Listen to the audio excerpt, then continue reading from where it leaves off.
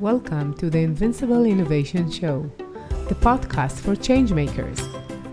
Each week, I talk to the most fascinating entrepreneurs and innovation leaders about innovation, strategy, and design. Welcome, ladies and gentlemen, to an extraordinary episode of Invincible Innovation. I'm your host, Mazor, Kario, product design and AI expert, and today we explore the intersection of AI and military use. In this episode, we have a special guest who will share insights on the opportunities and risk of integrating AI into military processes and systems. Now, let's dive right in and welcome our guest. Hey, Jim. How are you? Hi. Great. How are you? I'm good. Jim Hancock is an author, consultant, and former head of innovation for the U.S. Navy SEALs. Wow, it sounds really interesting. And we're live on LinkedIn, YouTube, and Facebook, and you're so invited to join the discussion and ask questions. And before we dive into AI and what is the meaning of AI in military, could you explain what does a head of innovation for U.S. Navy SEALs do? What does this role involve? Yeah, so I managed a portfolio of research and development efforts as well as disruptive technologies that we could forecast to be impactful in the next 5 to 10 years. So we focused less on things that were the here and now and more about the then and when kind of scenarios. And a lot of the things I focused on while I was still in were predominantly artificial intelligence based as well as robotics focused. And when we're saying artificial intelligence, we're saying like system using these algorithms, or we're always like, what comes to my mind is always these robots or killer robots coming, or it's not only that, it's just what I imagine. Yeah, I think that's a lot of sci-fi and the media teaching us what that should be versus what it really is. A lot of AI originally just comes in the form of automation and creating and simplifying certain difficult tasks. To really focus on it when it comes to the robotics standpoint, you look at artificial intelligence and robotic systems to fulfill the 3Ds, as they call them: the dull, the dirty, and the dangerous. The things that a person doesn't want to do, that's what you develop a robot to do. And that goes all the way from going into areas that you don't want to be to mitigating risks so that the person isn't at risk themselves. Makes sense. So how has AI transformed military operations? I think, well, so there a lot that's a pretty broad question. Yeah. There's things that you think are happening, and then there are other things that are actually happening, and the delta between the two. And a lot of times we like to think that certain organizations and capabilities are much more advanced than they really are. And I would say that there are pockets of excellence where you have certain capabilities that are developing extremely rapidly. However, there are other areas where they're lagging behind, not because of technological advancement or because of the theoretical or physics-based modeling isn't there. It's because the process by which the governments or the acquisitions processes acquire new technology is really what slows it down. And that comes down to bridging a cultural and a geographical divide between the new technology and the end user. And this is true of any type of new product in any commercial space. And usually people refer to it as the law of diffusion of innovation. And you have this parabolic curve that goes up from the bottom and works its way up and then down on the other side. And then the first side of it, you have your early adopters. Think of those as people that stand in line the day that Apple comes out with a new cell phone. And then there are those, and then you work your way up to the masses where it basically reaches the point where the vast majority of people are accepting it. And then on the downslope, you have the laggards and people that are just comfortable with what they're doing and wanting to hold on to their technology as they previously used it. Well, in the military, it's the same way. I would lean that the vast majority they want to be early innovators and early adopters, but the process slows them down. And so with AI, that's a big hurdle. There are certain areas where it's able to be employed quickly and other areas where we need that cultural divide to be shortened. So the way that I perceive the military is from my experience and what I understand about the Israeli military, but it might be very similar or not to the US, but it's a very big organization. As any other big organizations, the flow of processes are really, really slow. Bureaucracy, politics within the organization, especially if it's something which is really new, it will have lots of, I know, challenges on the way. That's how I would see it. But for me, it makes sense that maybe when we're saying AI and military, there is this aspect of the what does that mean when the military has this kind of force? After all, it has two meanings. One is to protect, and the other one is to attack, I guess. So maybe people are more reluctant to use it because of that. That's rarely the case, mainly because before you even get to the point where you could implement most of that technology, it the converse is actually more dangerous than the implication of AI. And what I mean by that is one of the first feathers in my hat when it came to this particular job, it was when we put the first AI drone in combat. And on that particular mission, there was one building in which they were going to go in, and then they didn't have enough people to go into this other building, so they sent the robot over to that building. Well, right at the doorway, they found that someone had set up an improvised explosive device on the door inside the area when they'd gone in. But because the drone flew in and because a person didn't, they were not put at risk because they were immediately able to identify the threat that was there. And they didn't, and that there's two sides to that. There were still people in the building. And so because they used the drone, they were able to identify right away where the not only that the people that we should send people in, but we should find a way to get them out so they're not at risk as well. And so that mitigation of risk to the war fighters and civilians is the critical aspect of that. It's so much better than sending in a missile, right? Because you can do, the collateral damage potential is so high. You don't want that. You want to find ways to decrease casualties on any side, because you just want to complete the mission. You don't want to hurt people. As much as people think that's the case, that is not the case. Nobody wins wars by hurting innocent people. So what you're saying that the side of protection is much more the essence of the AI use right now than the part of attacking someone in that case, because you're protecting the soldiers in that case. And the civilians. I keep that in mind. You're not just the soldiers, obviously, is the primary protection, but and fulfillment of the mission. However, nobody wants to hurt people that don't need to be hurt, because that's a separate fight you're going to be fighting. You don't want to be dealing with that. Yeah. So what would you say? You're saying like most people have this imagination. What is AI and robotics, and what does that mean for a military use? So what would you say to someone who has this killer robots in his mind? I know that robots are not as capable as most people think, and they have lots of limitations. But what would you say? Two sides of that. I would go with off of where we're at. I give two historical examples from modern history. One is the war that took place between Armenia and Azerbaijan in 2020, when they were fighting over the Nagorno-Karabakh region that lines between those two countries. And the other example I'd give would be Ukraine. Both of those countries used robotic systems and unmanned robots to solve a lot of their problems.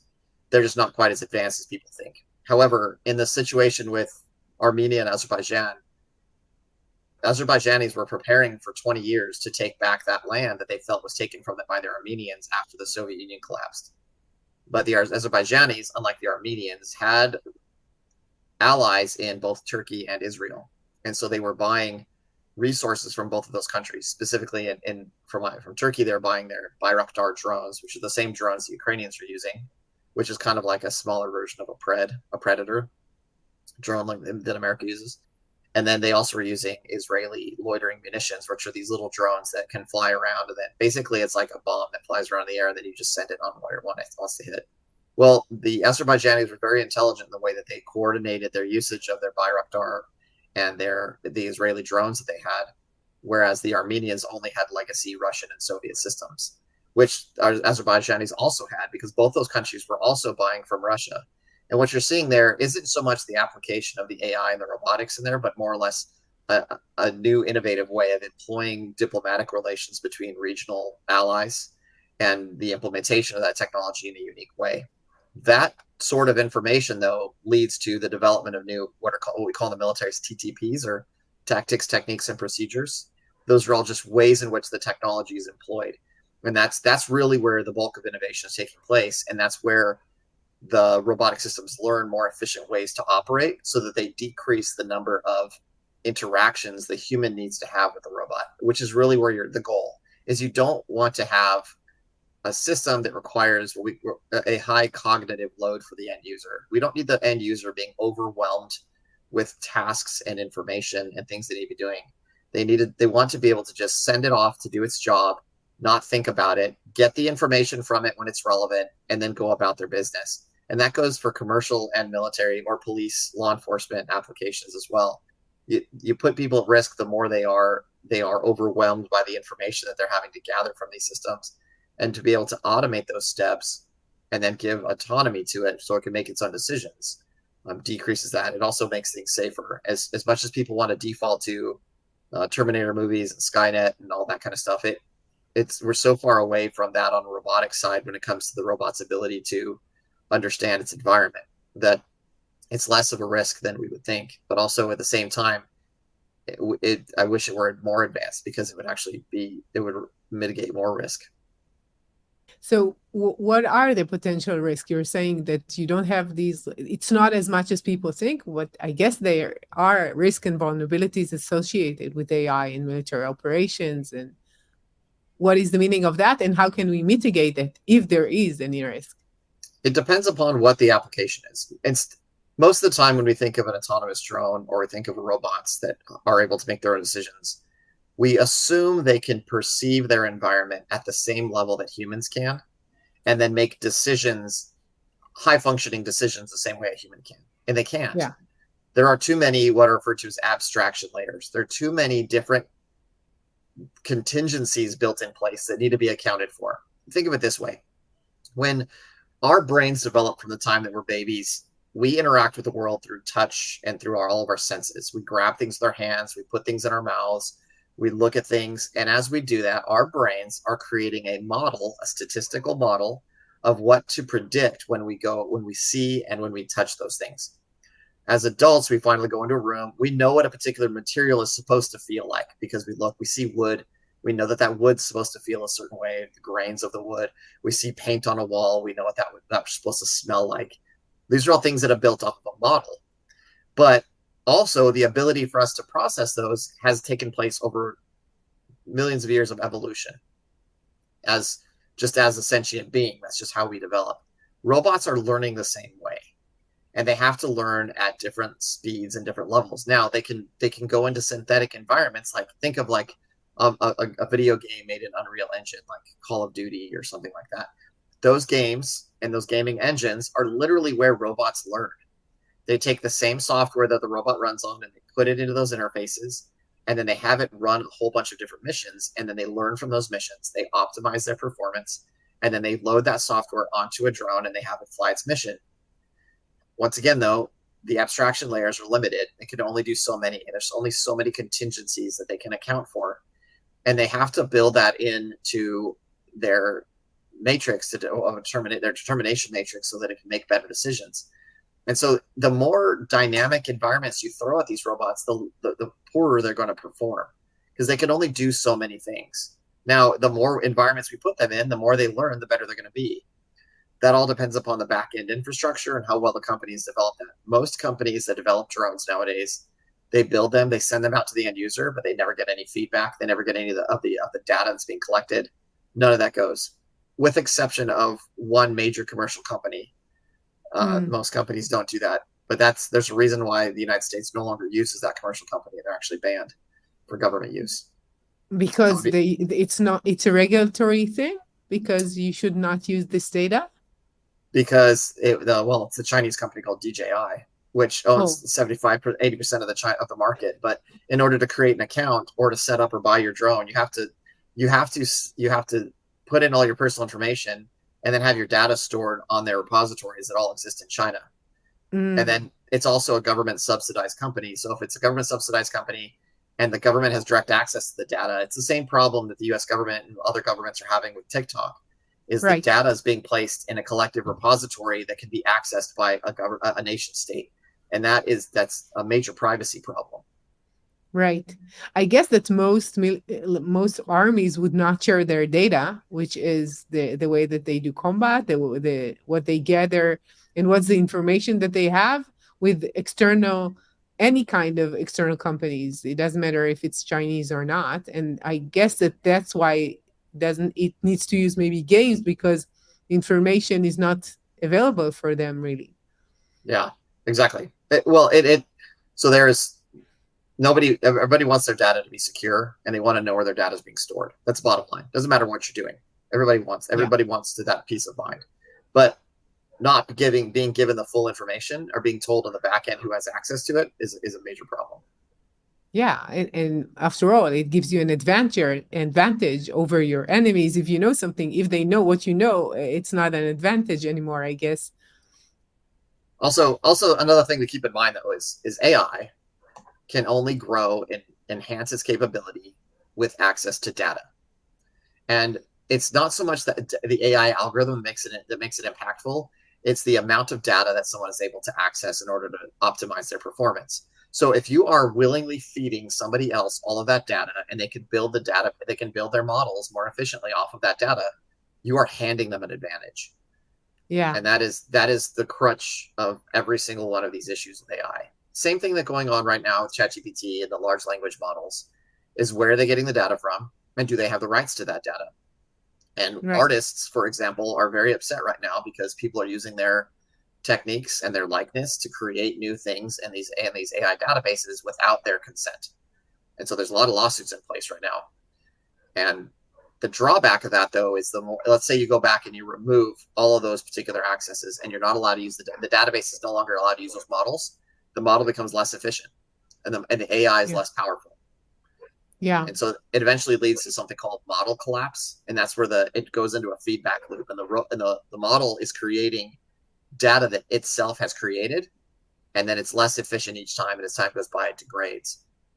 Yeah. And And I guess that what you're saying, that this is one of the challenges for someone who wants to develop an AI for military use. He has limited resources of real data, and therefore it cannot grow and succeed in that capacity as we imagine it could have. Yeah, so it's the aspect of access to data.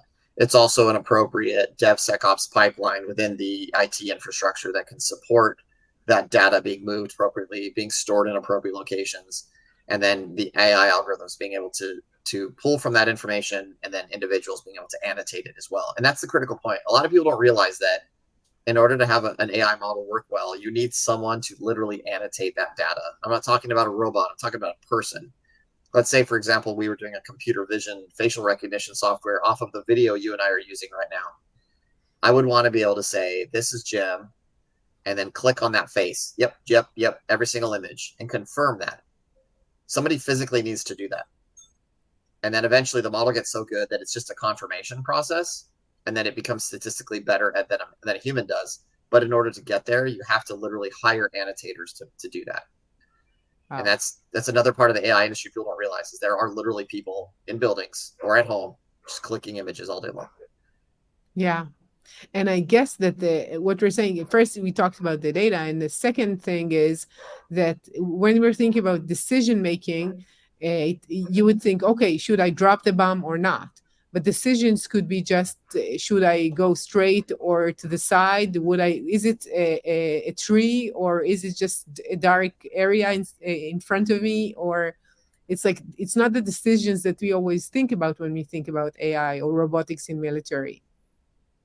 Yeah, but in that particular case, there's been updates to the way that I know the United States government has considered it. There's a directive that's called 3000.09, which is the directive for autonomous weapon systems, and it was recently be updated as of January. Before, a human always had to be the final decision maker at the very, very last state to say yes or no, and that is no longer the case. If they can build up the reliability of how it performs at the end state, then the decision is not made at the final moment. The decision is made when you launch it. So it's a different timeline, a different perspective of how you see the problem. So, for example, it's the same problem as if someone launched a missile or they fired a rocket. The decision is made when you pull the trigger. The decision isn't made when it hits the object. Right. And so it's on the responsibility of the individual who makes the decision, not on the robotic system itself. And so the robot can make the decision 30 minutes later, but you made that decision to let it go 30 minutes out. It's the exact same way that you would have an interaction with a squad of soldiers that have no radios. If I send a squad of soldiers up to a hill to take a hill and they have no radio and they start moving up, I can't stop them once they're going. How am I going to communicate with them? It's literally the exact same situation. You should not have sent them to begin with. So right now, it means that I could send a drone with a bomb, and I would say, okay, once you find this and that, you drop the bomb. And 30 minutes later, he would just execute what I told him to do. I don't need to press something, right? No, This is what you mean? Same thing as if I'd launched a missile from the ocean and to hit it on land somewhere else 30 minutes later, because that's how long it takes for it to fly there. Exact same scenario. It's just, it already knew in advance what the target was. And in this other case, it already knows what the target is as well. It's just there's a little more nuance as to what the system is doing in between. But effectively, the responsibility falls on the individual who chooses to send it. And so the concern we have is, well, maybe the robot will make a decision other than that. Remember that conversation I had about annotators and somebody who's constantly clicking on all that stuff? Well, humans are about 96% reliable when it comes to that.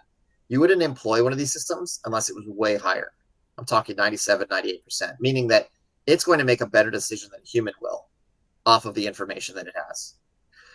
A few years back, there was an example. There was this, when WikiLeaks first started becoming popular, there was this video of a helicopter strike in Iraq where you had these individuals going into a building and they thought this one individual was carrying a rocket. Well, the rules of engagement at the time stated that if someone is running around with a rocket or a perceived weapon in the streets, you were clear to engage. That was the rule of engagement as the generals in the area had dictated because of the threat of what was going on. This was in 2007, very, very dangerous time in that country. Well, in the WikiLeaks video, it shows that the individual they ended up hitting was a photographer, and what he was carrying on his back was a tripod and not an actual rocket. But because of the quality of imagery and because of the human looking at it and the flaws of the human's ability to differentiate between what is a tripod and a rocket, they ended up conducting a strike on a civilian. A robot with a proper machine learning model actually has a higher probability of not making that mistake. And so the thing is, we can come back and say it's because we don't culturally trust those systems. But the rigor that goes through to determine that that thing is making the right decision is significantly higher than the rigor that goes to determine that a human can make the right decision. And because we trust humans. We trust humans, but really, should we? There's a lot of humans I've worked with I would not trust.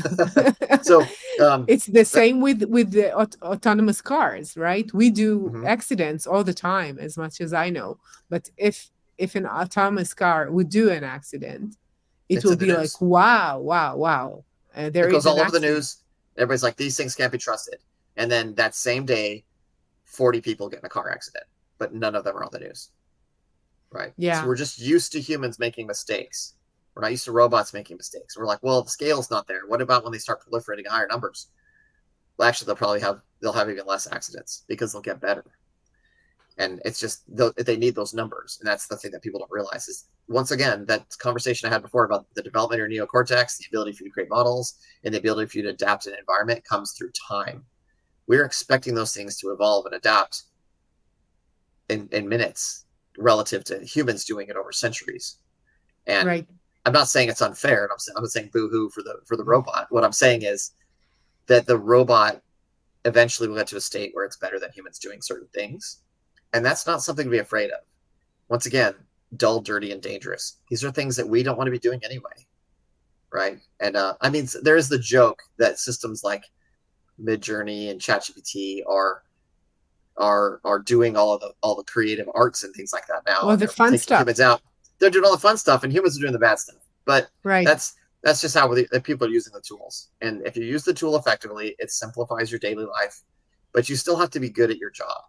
If you're not good at your job and you use these tools and it becomes a supplement, people will see right through the fact that you are using these things inappropriately. And but the benefit there is tremendous because it decreases the amount of time that you spend doing busy work. but people seem to be very excited about doing busy work, and I think that's going to hurt their job if they don't do it. And it's like, well, if that's all you were doing is busy work, then what is your value? And the value to you, is this a value to you? Do you enjoy doing busy work? A lot of people don't. They want to do something that means more to them, and then this would free them up to do that. Another example, just while I'm on it, when it comes to autonomous systems and autonomous robotics, is there's always this contradictory, almost hypocritical conversation when it comes to automating systems or automating capabilities. For example, in the military, we're always saying we don't have enough people. And then on another side, some people are saying, well, I don't want the robot to do my job. Well, if you don't have enough people and you don't want the robot to do your job, that just means you get an 80-hour work week. Which one do you like? Do you want to have it supplement you and help you with the amount of people you have? Or do you not want it at all and just always have a shortfall of personnel and capability? There's a happy medium there. And there's no reason why we should constantly see it as something replacing us. Yeah. It's my dog. We have new neighbors. So sorry for all the listeners. She's like crazy about it. So what I'm saying is, what I thought you would say, that the downside is that we want to protect our soldiers and that they won't get hurt. But I guess the other side wants to protect their soldiers. So I guess that it means that both sides would try to avoid any kind of hurting their people, and both sides would eventually decide to go for the robots when they're working really well and they have less mistakes. And maybe in the end, what we'd have is like two sides of robots fighting each other. Well, the aspect of unmanned systems attacking each other is an inevitability. That is how it's going to be. Now, the other thing, though, is the ethics of that. Now, there is the assumption that both sides would want to mitigate risk. And as we're seeing in Ukraine and Russia, that is just not the case with certain countries. Some countries just do not care about inflicting pain on the other country. It is actually a tactic. But it is a brutal old world tactic when it applies to taking another country, that you just raise everything that's there and start fresh. In the modern world, though, I don't see how that is going to be an effective policy. Financially, it just doesn't make any sense at all that you would completely eliminate all of your infrastructure when you yourself as a country don't have any money, and then you're going to go in and want to rebuild that once you take the land, because you're going to have to pay for all of it. Instead, the people that you just conquered remain in squalor, and you're not able to just that doesn't make any sense to me. And the concept of actually seizing countries nowadays doesn't really make a whole lot of sense. It's not really a feasible thing anymore, because it takes so many resources to do it. And then if the culture of that particular society does not want to adhere to whatever it is that you are implying to them, it's eventually going to collapse. I mean, it's painful as it is to say that, having fought in both countries, but look at Iraq. Iraq is not as bad as it could have been. But Afghanistan is another perfect example. If society internal to the country does not want to accept what is being offered to them, and they want to revert back to a different state, that's just how it's going to be. But AI is an extension of the values and culture and ethics of the society that created it.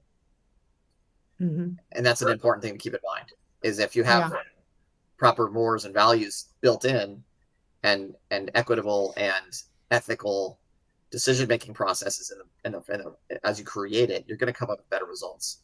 However, that goes back to, once again, rules of engagement, tactics, techniques, and procedures, and how you actually want to implement the effect that you want forward.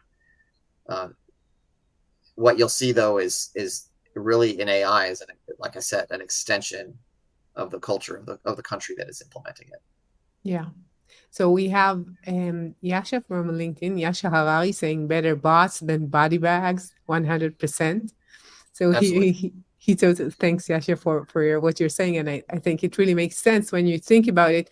On one side, you have this apocalypse thing that a robot would be a policeman or a military or whatever, and he would attack you, and only countries that do have this technology or money to develop this technology would have this capacity.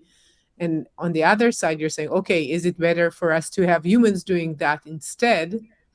And when we're thinking about it this way, it makes more sense not to use humans for this kind of usage. I'm a big proponent of it for several different reasons. And I can give you one cultural example from the United States. And then this happened in 2020. There was a woman by the name of Breonna Taylor, who Breonna Taylor was at home with her, I don't know if it was boyfriend or husband, but the police were there to serve a warrant to try and search for, I think it was drugs. Well, long story short, the police entered, and there was, and then she ended up getting killed, and the male in the house did not. What happened in that particular case is the police got to the home, and there's two different policies in place that were in direct conflict with each other. One was, just a minute. I'm closing the door because she's driving me crazy. I'm sorry for that. Yeah, you're good. You're good. So there was two laws that were in place in that state. I think it was in Kentucky. One was what you're called like the stand your ground. You have the right to defend your home, and so if you have a gun and you're in the home, you have the right to defend yourself. Then you can have a gun. The other is the police had this thing called a no-knock warrant, where they could just kick down the door and then try to serve a warrant or arrest you. Now, those two things are direct conflict. So if a person who doesn't tell you who they are kicks down your door into your house and you have the right to defend yourself, who's in the right if one gets shot? The answer is nobody wins, right? It was a terrible. Right. The state did a terrible job in forecasting this as an issue, right? The police either should not have been allowed to do that, or should not have been allowed the castle doctrine, which allows you to protect your home.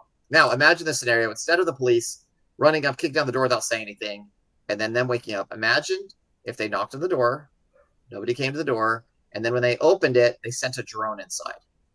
And the drone begins searching the house to determine where people are, what's going on.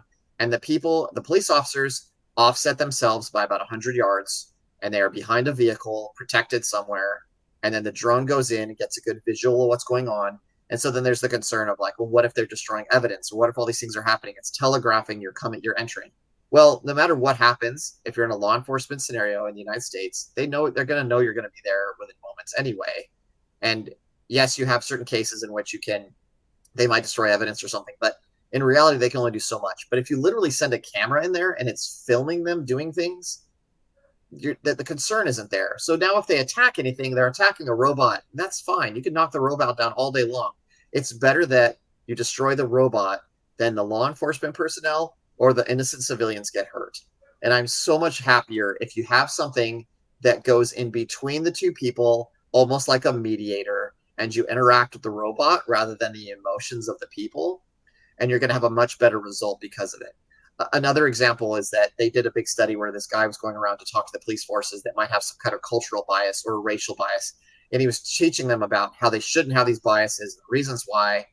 And they saw zero change in the amount of negative interactions between police and the others. However, when they changed their rule of engagement or the tactic, technique, and procedure and taught them to count to 10 whenever they reached for their weapon, or rather when they drew their weapon, they took a deep breath and counted to 10, they saw like a 70% decrease in the number of shootings that they had.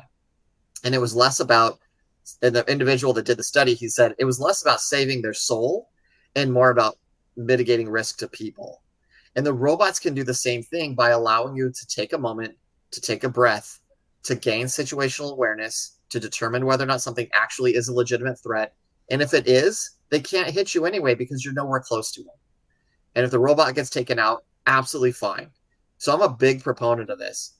But in the news, sometimes you'll see it come up like, I saw this on in America of CNN, right? And they saw this on CNN where they're like, well, if police have these drones, what are the privacy issues of them flying and looking at people's backyards? And it's like, I find those kind of silly statements as distractions from the actual potential for the capability of the solution, as well as the actual problem. And the actual problem is that you always want context. Without context, you're looking through the world through a soda straw. And that soda straw is myopic, it's limited, and it keeps you from actually understanding the true problem.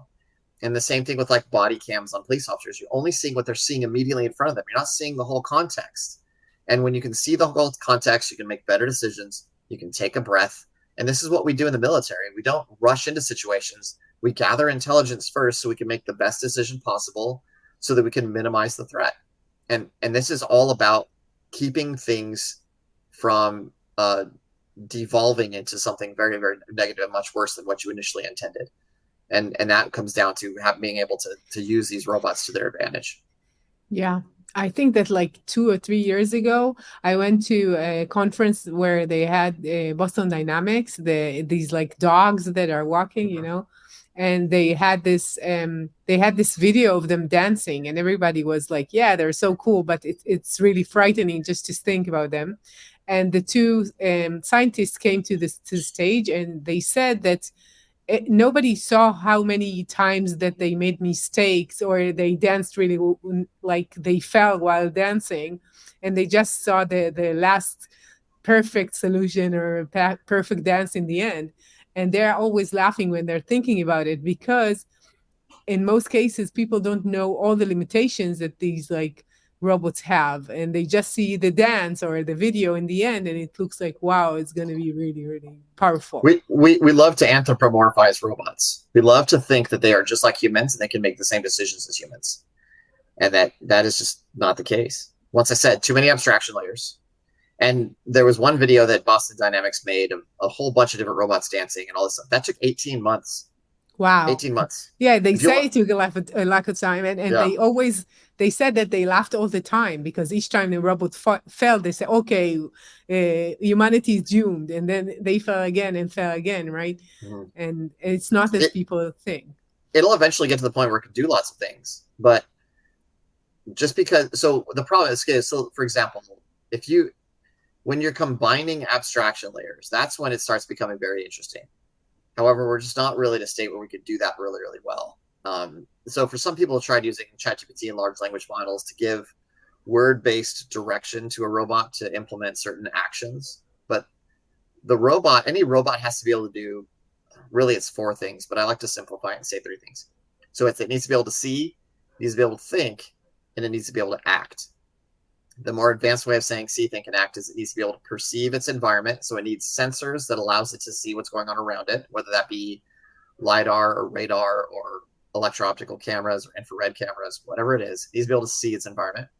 It needs to be able to localize. It needs to be able to have an understanding of what it's looking at so that it knows where it is relative to other objects in that same space. It needs to be able to path plan so it can get around those things. And then it needs to be able to execute that action. Once again, see, think, and act. And most robots nowadays either don't have a very good perception capability, they have limited cognition, so it can only process so well, and it can only do so many actions. And so you have to develop all of those areas at the same time for it to get to the point where it can make a whole lot of better decisions. And Boston Dynamics is a good example because they have a ton of sensors on there, which suck the life out of its battery, and it can only perform for so long. I've worked a lot with legged robots over the years, and it's interesting looking at the functionality of them because there's so many different approaches to the problem. And Boston Dynamics they're an incredibly capable company with a lot of good robotic systems, but they did something interesting recently is they signed this document stating that they would never weaponize their system. And one of the other companies that signed with them they won't do anything with the military other than like a federal like firefighting and things like that. They won't, or search and rescue. They won't do any military related stuff. They absolutely will. You're not allowed to weaponize them. However, another one of the companies that signed their public declaration was a company in China called Unitree. And if you look up any of the Chinese military demonstrations of them interacting with robots, they're all running around with Unitree robots. It's the exact same robot. And so it's funny that they make this public declaration and then they literally would sell them to the military and then have them running around.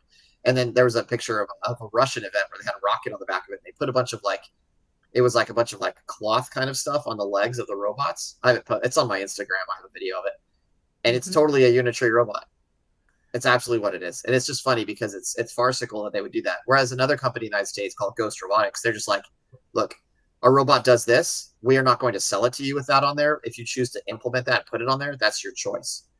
And so they're just looking at it as a product and they're just selling it as a product as opposed to trying to overly state their moral virtue, which is almost hypocritical because people are going to do, if they're going to sell it as a product, people are going to buy it and do things with it anyway. Sure. Yeah. It sounds like I'm not responsible, but you give I don't know, matches to kids and you're saying like this could make fire, but I didn't tell you to do so, and just take it and see what's going on in the end. Yeah. It's the same thing. Yeah, I'm not responsible. Exactly. I grew up in a very I wouldn't say violent area, but there was it was kind of a sketchy area that I grew up in. And I grew up in Albuquerque, New Mexico. And the high school I went to, there were more incidents of people being hurt with pencils than there were anything else. Really? Yes. I would just imagine. I'm thinking people about the get eyes. horrible situations. Yeah, no, I'm not even kidding you. But you're not taking pencils away from students, right? Yeah. Anything can be used for with bad intentions. It's just that doesn't stop us from innovating and moving forward. We just got to recognize and then mitigate and compensate, right? Yeah. Makes sense. You opened my mind about that, because the first thing that comes to my mind is all the popular science and movies, and what comes to your mind is very threatening, and it makes sense that we would risk our soldiers and our um, people who want to protect us, um, and not put them in risk, which is not really needed. Absolutely. We are within the special operations community. We always state that the human is more important than hardware. That the person that is going into the operation costs more. It costs millions of dollars to train one individual in that community to do any one singular job. Why would you want to put that person in a spot where they're guaranteed to be killed? And there was before I came over to work in the special operations community, I was an analyst in one of the countries that I worked on was, well, I don't know if I could say. Anyway, this country had a very large anti-air infrastructure and had a lot of subterranean infrastructure. And we assessed that within this country, the casualty rate would be incredibly high. And so the first thing that came to my mind was, how do I make sure that the warfighters going in can extend their range and capability without putting themselves at risk? And I kept coming back to robotic systems. I kept coming back to autonomous robots. And the decision-making and ethical application of those is obviously at the forefront of the mission that you're trying to do. But there's not a future in which those robots are not being employed. And we have to compensate for other people doing the same thing. Recently, a general in the United States got in trouble because he basically was saying that the application of AI would be based upon the Judeo-Christian ethics that our country was based on. And people got on his case about saying, how dare you involve religion in this particular conversation? But that wasn't really the problem. It's such an American argument. But the reality, what he was saying though, is that the ethics and the value of human life is at the forefront of our implementation of these particular capabilities and the decision-making processes, as it should be. And that certain other places don't have that value. And that should be a concern. And so we should be preparing ourselves for that. Yeah.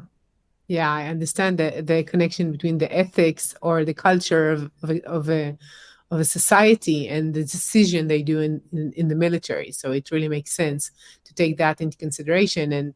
And I think that most people would not decide that anyone that they know, of course, would go to the army. No one that they really love and care about would go and risk themselves in that aspect. And most people think that it's inevitable. But if it is inevitable, you could do something about it, and it's not inevitable. We should do all that we can in order to protect them. Absolutely. Yeah. So I know that you are an author too, and you wrote a series of books about the skilled military technician facing the evolving global threat of an international armed race for artificial intelligence. Could you tell us about your books? This completely contradicts everything that we just talked about. Okay. Yeah. So I've written one book, and it's going to be a part of a series. But it's called The Hawk Enigma. It's based on a warfighter who's dealing with different trials of post-traumatic stress, and he starts hearing voices in his dreams, and he thinks that he's starting to lose his mind. And at the same time, across the ocean in Japan, some scientists are working on a form of artificial intelligence called the God algorithm. And two of the scientists go missing, and this individual gets dragged in to try and find them. But I take a very, very different angle on this conversation than is anticipated. I think the one thing that people think of when I think of AI, this almost always happens. They think, okay, you're talking about AI in a book. That means there's going to be some disembodied voice and most likely some self-aware robotic system that exists inside of the internet. That is absolutely not what this book is about. This book actually goes into more about how real-world application of AI and predictability, and there's a bit of sci-fi in there just for fun. But I will say that at least 95% of the technology I reference in that story is completely real. It feels like it's fake because you don't see it, but it is completely real. And on my website, under the blog posts, you go to my older blog posts, I talk about the exact technology that comes up in my book. Things like Augmented reality contact lenses. Yes, they are real. I talk about different types of robots. And then I also talk about something called optogenetics, which is actually what led me to the creation of the book to begin with. I was at a symposium at Caltech on artificial intelligence, and there were a number of presenters, and one of the presenters was someone named Viviana Gradinaru, and she's the head of the Gradinaru lab at Caltech, and they specialize in optogenetics. And I had been wanting to write something for a while, I just didn't know what it was. And she got up and she was discussing how they were using machine learning algorithms, like AI, to identify the appropriate protein for a particular patient. And what they were doing with these proteins that were derived from algae is they would put them inside of a virus, and they would inject the virus into a patient. Now, they were doing this on rats at the time. They weren't doing this on people. But that virus would then carry the protein up into the brain. Now, keep in mind, we have viruses going through us all the time. The vast majority of them are non-malevolent. They have no impact on our bodies at all. But these particular viruses operate solely just as a carrier, and they carry the protein into your brain, and they plant themselves into the lipids of your brain. And then when a particular frequency of light is emitted outside of your skull, the phototaxis inside of those lipids move, and it changes the way the synaptic activity in your brain operates. So they can treat things like Parkinson's disease. They can help regenerate vision in people's eyes by doing this. And the moment I heard about that, I'd never heard of optogenetics before. It's like the entire plot for my book just popped in my head. And then I started writing, and 6 months later, I'd finished the first draft. And then it took a while later because I was still active duty, and I wanted to wait until I was retiring from the military to publish. But then I finished the book. And I found out yesterday, actually, that I was a finalist in several different book awards, one of which... Wow. Congrats. Yeah.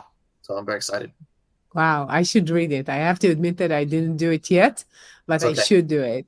I should, and I advise anyone like who is interested in that subject. It sounds like really, really interesting. So we're almost done with time, but I want to go again into the subject of the future of AI. How do you see the future of AI in military operations evolving, and where do you think the biggest opportunities and challenges lie ahead? The robotics element is a big opportunity. At the same time, I would say that the biggest challenge in those spaces is the development of a proper DevSecOps pipeline and the standardization for solicitation to identify these new technologies. And this is probably one of the most boring things ever, but the more technology I developed, yes, it is boring. Yeah, it is.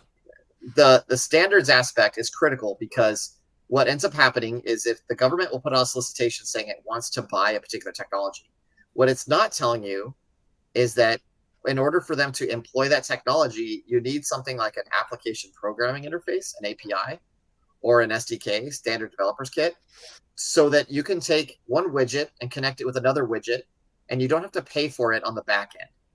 What people don't realize is when the government buys things, they compete things out, they buy a product, and then they want to connect all of them. They don't talk to each other because each company has its own proprietary way of doing things.